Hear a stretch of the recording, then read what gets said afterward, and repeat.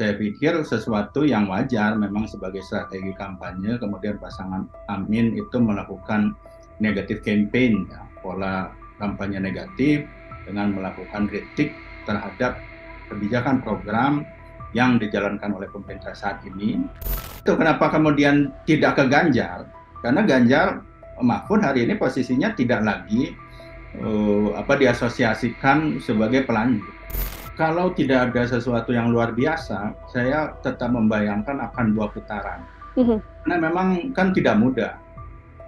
Tidak hanya sekedar syarat 50% plus 1 itu ya, kalau kita lihat di Undang-Undang Dasar 45 kan juga soal sebaran. Program Tribunnews and Fokus Tribuners hari ini kembali menjumpai Anda bersama dengan saya Nila Irda.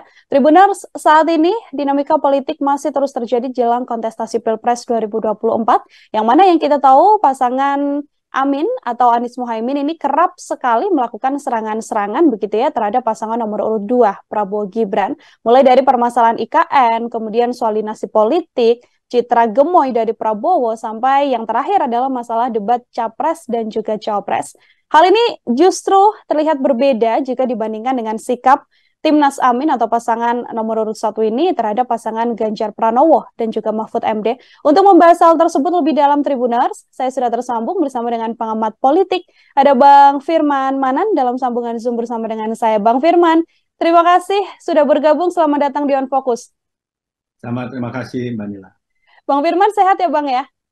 Alhamdulillah sehat.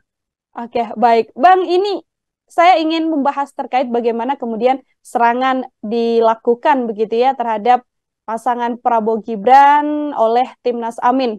Pasangan nomor urut 1, Timnasnya termasuk juga dengan Capres dan juga Cawapresnya. Saya mau minta pengantar dari Bang Firman terlebih dahulu. Apakah sebagai pengamat Bang Firman juga mengamati bahwa kerap kali pasangan nomor urut 1 ini melakukan serangan terhadap pasangan nomor urut 2, Bang? Ya, saya membahasakannya mungkin bukan serangan ya, tapi itu yang kita kenal sebagai strategi negatif campaign.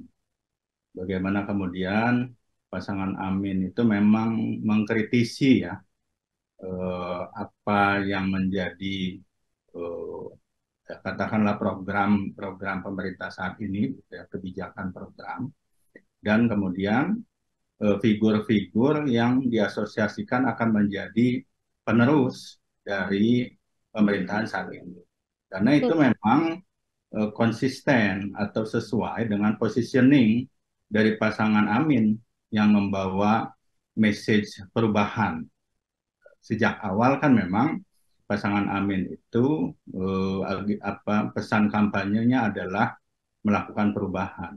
Artinya dengan demikian dia berada pada posisi diametral dengan pemerintahan saat ini.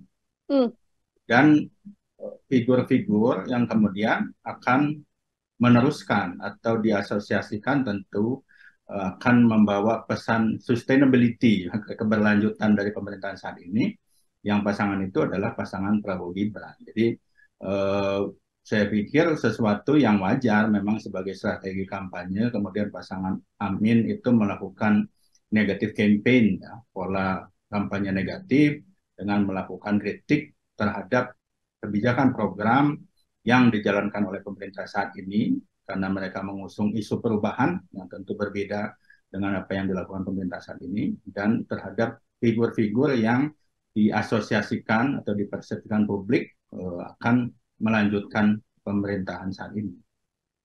Oke, sebagai sisi yang melihat perubahan, kemudian ini menjadi salah satu strategi juga yang dilakukan oleh pasangan nomor urut 1. Bang Firman, ini kan kalau kita menyoroti ada soal IKN begitu kan, kemudian yang juga disoroti oleh pasangan nomor 1 adalah citra gemoy dari Prabowo Subianto, yang juga terakhir adalah soal debat. Sempat disampaikan oleh pasangan nomor urut 2 yang meminta debat tanpa cawapres secara khusus adalah pasangan nomor urut 1. Kemudian dibantah dan hal tersebut kemudian menjadi salah satu hal yang juga disorot oleh publik.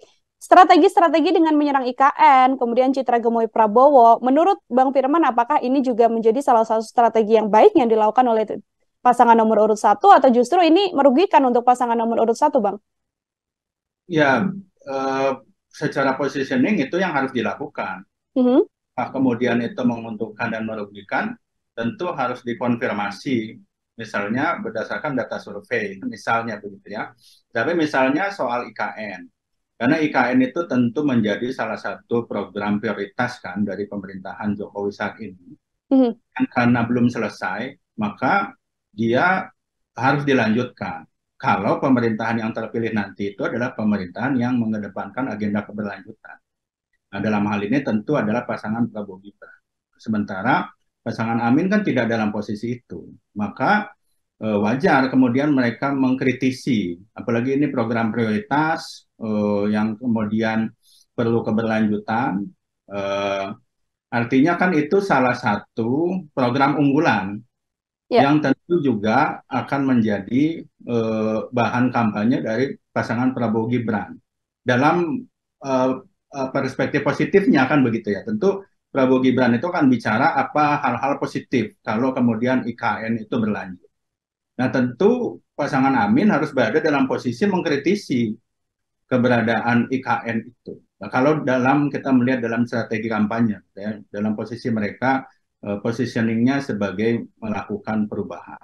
Nah kemudian soal gemoy ya, dan termasuk soal debat, karena isu debat itu kan kemudian bergeser pada seakan-akan ada cawapres yang tidak siap untuk kemudian melakukan debat, dalam hal ini Mas Gibran, ya, sehingga ada semacam isu bahwa KPU melakukan perubahan demi kepentingan itu.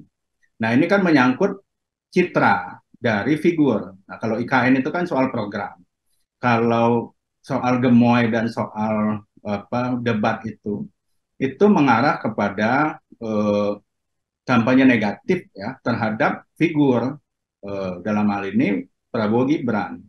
Jadi kalau bicara gemoy itu kemudian kan kampanye negatif yang diusungnya adalah soal ini seakan-akan membahas hal-hal yang sifatnya artifisial, tidak substansial. Kan beberapa kali pasangan Amin itu mengatakan harusnya kampanye lebih banyak bicara hal-hal yang substansial, soal isu visi, misi, program dibandingkan hal-hal yang bersifat artifisial seperti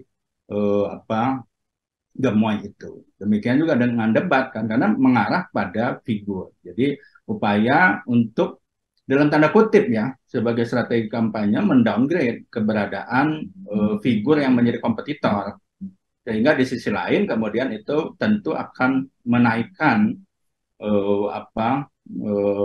elektabilitas lah ya pasangan Amin sebagai figur di sisi lain.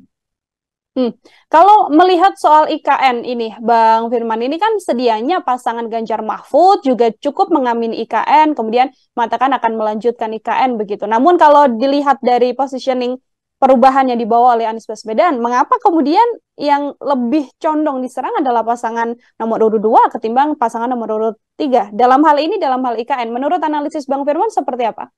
Ya, karena pasangan nomor 2 itu yang saat ini bahkan diasosiasikan oleh publik sebagai pelanjut pemerintahan saat ini. Jadi bahkan kalau menurut saya pasangan Ganjar Mahfud itu tidak lagi ya dilihat oleh publik sebagai kandidat yang akan menjadi pewaris dari pemerintahan saat ini. Walaupun tadi misalnya ya soal isu IKN, karena memang problemnya pasangan Ganjar Mahfud itu memang tidak bisa dalam posisi seperti Amin betul-betul mengusung agenda perubahan. Nah, itu kan problem positioning memang, karena positioning perubahan itu sudah secara penuh itu diklaim lah ya oleh pasangan Amin ya, Anies Muhaimin. Jadi dan ya itu kenapa kemudian tidak ke Ganjar, karena Ganjar Mahfud hari ini posisinya tidak lagi diasosiasikan sebagai pelanjut. Beberapa hasil survei misalnya ya terakhir itu menunjukkan bahwa publik itu mempersepsi Prabowo Gibran yang akan melanjutkan ya agenda kebijakan program dari pemerintahan saat ini. Tentu saja salah satunya soal IKN. Jadi walaupun Pak Ganjar mengatakan juga akan melanjutkan IKN, ya, tetapi ini kan soal persepsi publik dalam kampanye yang melihat bahwa yang terasosiasi dengan Presiden Jokowi hari ini adalah pasangan Prabowo Gibran. Artinya serangan atau mungkin kemudian negatif campaign yang dilakukan oleh pasangan nomor urut 1 dengan menyerang dalam tanda kutip begitu ya Bang Firman terhadap pasangan nomor urut 2 secara terlihatnya adalah memang tujuannya untuk meraup suara dari pasangan nomor urut 2 atau ada juga untuk mempengaruhi elektabilitas dan popularitas yang sekarang dimiliki oleh pasangan nomor urut 2, Bang. Betul, karena kan pertarungannya sebetulnya kalau kita mau sederhanakan dalam kontestasi elektoral itu kan agendanya hanya 2. Ya. Yang pertama agenda keberlanjutan, yang kedua agenda perubahan. Nah, agenda keberlanjutan itu hari ini posisinya ada di pasangan Prabowo Gibran. Sementara agenda perubahan itu ada di Anies Mohaimin. Jadi memang kalau kita bicara pertarungan dua ide besar itu gitu ya dalam kontestasi elektoral ya memang menjadi sangat wajar. Kenapa kemudian seakan-akan kalau negatif campaign itu lebih banyak diarahkan oleh pasangan Anies Mohaimin kepada pasangan Prabowo Gibran dibandingkan kepada pasangan Ganjar Mahfud. Kalau Bang Firman mengamati apa yang kemudian dilakukan oleh pasangan nomor urut 1, kita melihat ketika bagaimana Anies Baswedan berada di pemilihan gubernur beberapa waktu lalu, kan dari hasil survei juga berada di bawah, kemudian dengan sedikit isu yang dibawa, kemudian bisa membawa Anies menjabat sebagai Gubernur DKI Jakarta. Apakah kemudian strategi ini cukup mirip dengan strategi yang dipakai pada saat menjadi gubernur? Kalau dari kacamata Bang Firman? Ya, kalau ya karena ini kan baru beberapa isu ya. Jadi saya tidak melihat ada terlalu kemiripan begitu ya. Karena tentu polanya juga menjadi berbeda. Karena misalnya karakteristik pemilih DKI tentu berbeda dengan karakteristik pemilih Indonesia secara keseluruhan. Karena kita tahu kalau karakteristik pemilih DKI, daerah perkotaan apalagi metropolitan ya, isu-isunya tentu berbeda dengan isu dalam Pilpres Indonesia secara keseluruhan. Tetapi kalau polanya misalnya berhadapan-hadapan dengan petahana, nah itunya kan sama memang begitu ya. Kalau pada saat itu posisinya Pak Ahok sebagai petahana, maka secara positioning tentu mengkritisi apa yang menjadi agenda kebijakan program yang dijalankan oleh Pak Ahok dan tentu akan dilanjutkan kalau Pak Ahok terpilih. Nah demikian juga hari ini, walaupun Pak Jokowi memang tidak maju lagi ya, tetapi kan agenda keberlanjutan itu menjadi bagian tidak terpisahkan dari apa yang dilakukan oleh Prabowo Gibran kalau terpilih nanti. Jadi kalau soal positioningnya model kampanyenya dengan pola-pola negatif campaign itu ya ada kesamaan. Oke, kalau kita berbicara soal pemilu saat ini begitu ya, atau pilpres lah khususnya Bang Firman, kan potensinya adalah akan berjalan 2 putaran begitu, yang artinya nantinya apabila 2 pasangan lolos ke putaran kedua, ada suara dari paslon yang kemudian harus direbut oleh oleh 2 kandidat ini yang kemudian lolos ke putaran kedua. Ada kemungkinan tidak diserangnya Ganjar Mahfud ini untuk kemudian membuka peluang bahwa nantinya Amin bisa lolos ke putaran kedua akan merebut suara dari paslon nomor urut 3 ini, Bang? Ya bisa saja, karena tentu saja siapapun ya pasangan calon yang masuk ke putaran kedua, ya katakanlah kalau misalnya pasangan Prabowo Gibran dan pasangan Amin yang masuk putaran kedua, tentu kan yang diperebutkan adalah basis pemilih yang tadinya adalah basis pemilih nomor 3. Ya. Dengan asumsi ya di putaran kedua itu tidak terjadi perubahan secara signifikan dukungan terhadap pasangan nomor 1 dan pasangan nomor 2 kan begitu.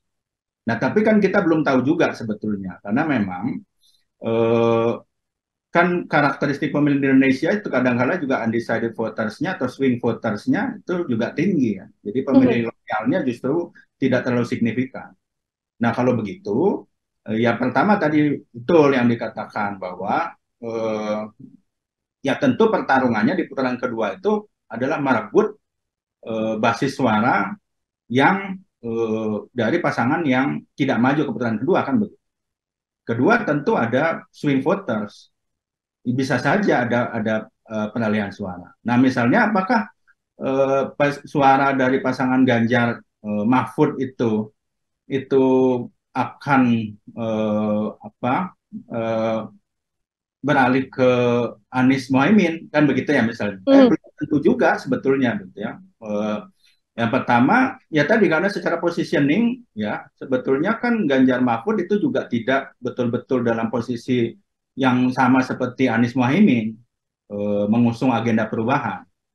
Nah, jadi itu yang pertama karena secara tone campaign-nya berbeda.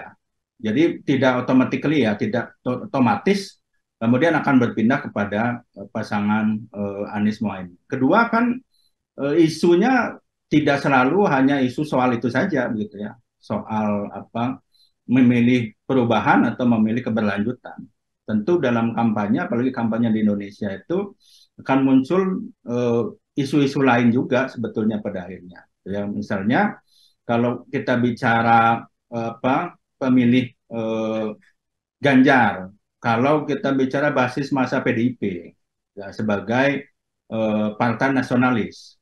Nah, apakah kemudian akan berpindah dukungannya ke pasangan Anies Mohaimin yang ini bagaimanapun merepresentasikan kekuatan Islam sebetulnya ya, walaupun secara figur, secara partai ya masih ada Nasdem sebetulnya begitu ya, dan PKB kan juga relatif Islam yang tapi moderat ya.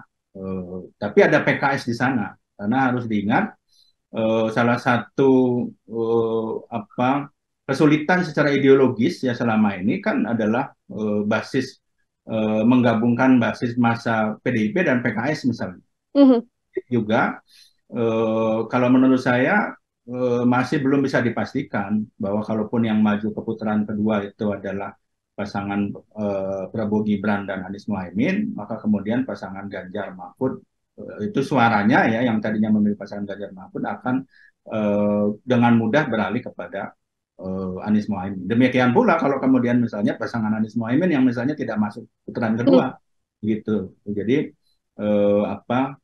kalau menurut saya putaran kedua itu nanti akan kemudian ada suara-suara yang justru menjadi cair lagi, dan itu yang kita sebut sebagai swing voters.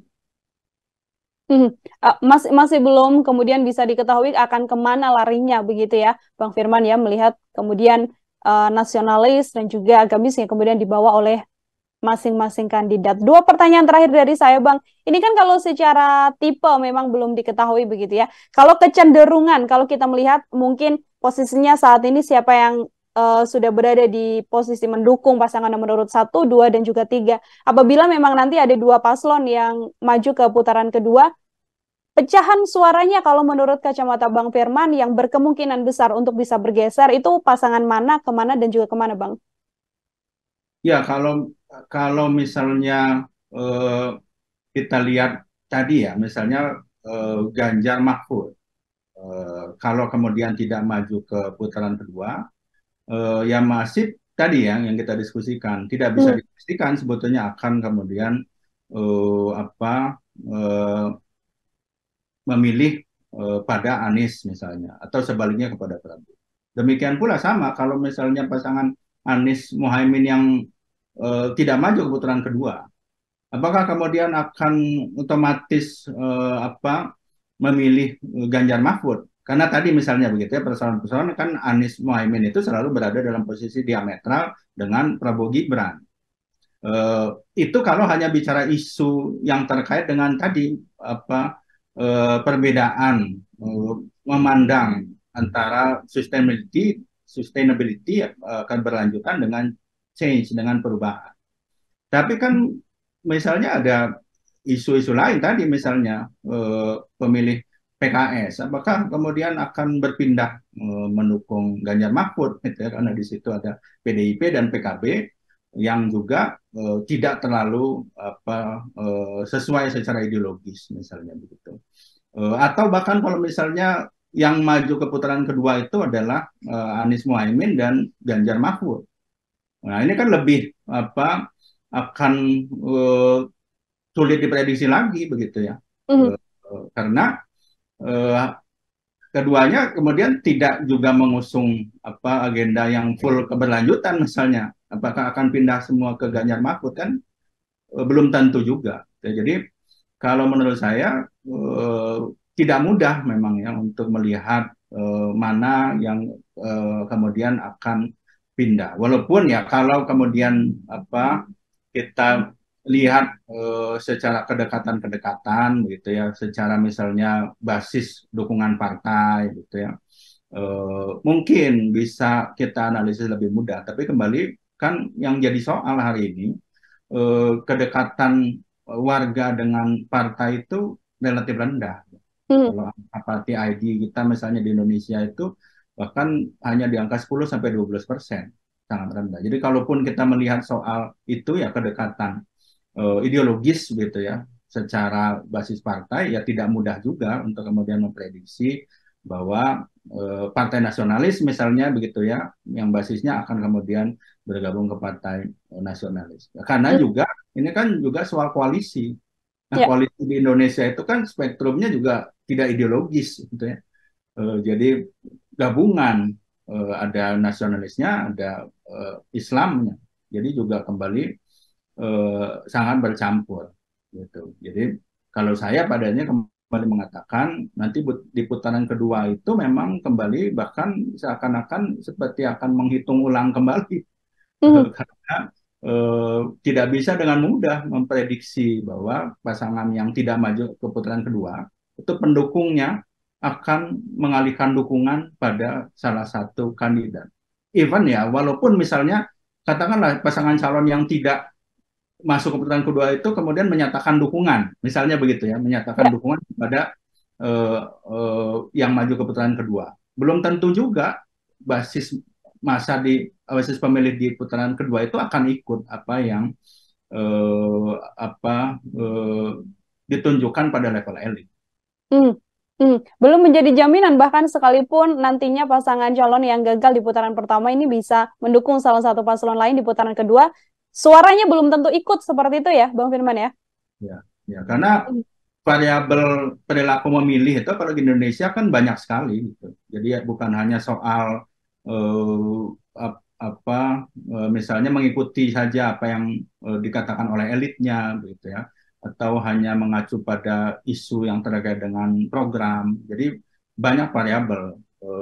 Kembali tadi karakteristik pemilih di Indonesia itu memang tidak mudah ditebak sebetulnya gitu ya. Dia bisa dengan mudah mengalihkan pilihan yang tidak didasarkan misalnya pada preferensi kepartaian atau kemudian preferensi juga pada figur yang tadinya didukung sebelumnya.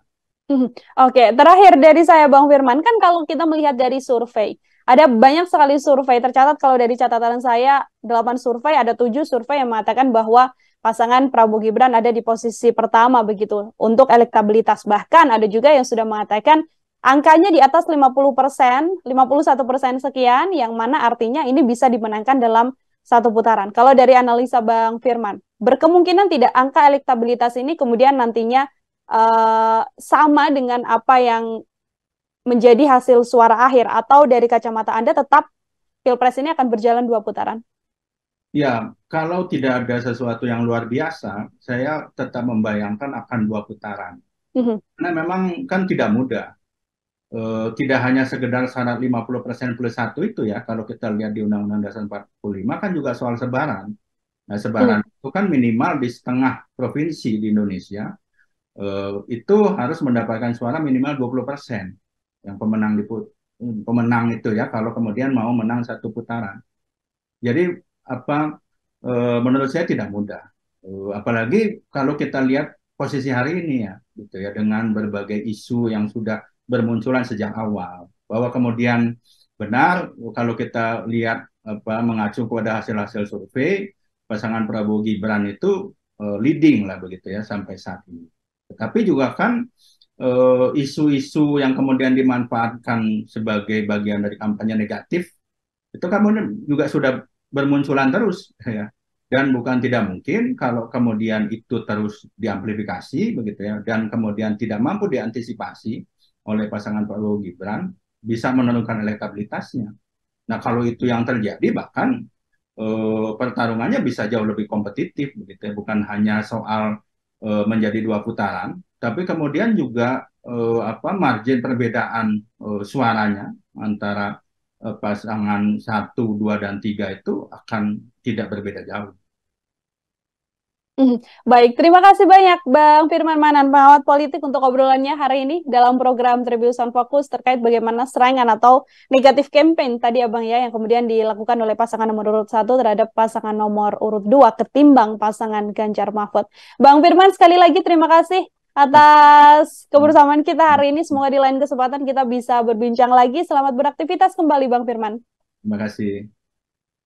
Ya, Tribuners, demikian program Tribun Sound Focus hari ini bersama dengan saya Nila Irda. Nantikan program Tribun Sound Focus lain. Untuk bahasan-bahasan lainnya, masih dalam program Tribun Sound Focus. Saya pamit undur diri. Terima kasih dan sampai jumpa. Download Tribun X sekarang. Menghadirkan lokal menjadi Indonesia.